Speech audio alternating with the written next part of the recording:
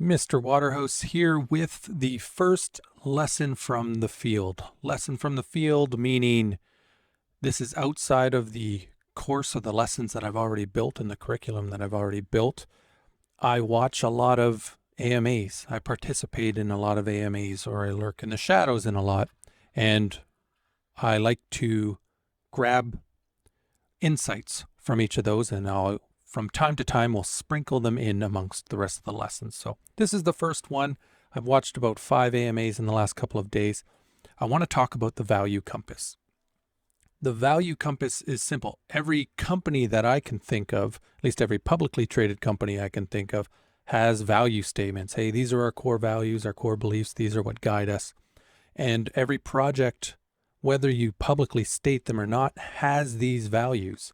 And I can think of no better example than, say, charity tokens. Their value is charity, and specifically around whichever charity seems to be the focus of their project. And these values are explicitly there to be your compass and guide how you govern and run your project.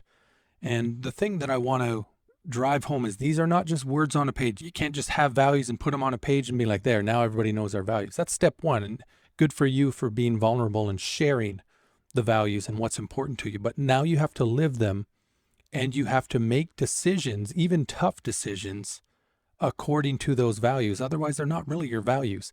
And when it comes to an AMA, this might just be the way you answer a question, and you might not be doing yourself a service if you don't consider your values in your answer. An example of this would be a charity token, and someone asks, hey, how do you describe success for your project in a year? An okay answer is, we're going to drop some zeros. Cool. We're going to have a market cap of this. Great.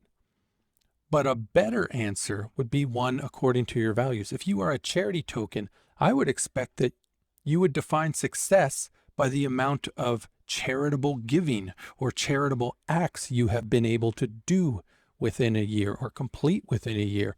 The rest of the stuff is just the underlying financial mechanisms to help you do that, but your project exists for charity. Therefore, you should be measuring your success in charity. And then you can have some KPIs or key performance indicators around the rest of the stuff, market cap and zeros, but lead with your values. Otherwise, you stand the risk of alienating your audience or making them think, hey, wait a minute, these aren't their core values, because when asked about it, they didn't even talk about them at all. They just talked about the money.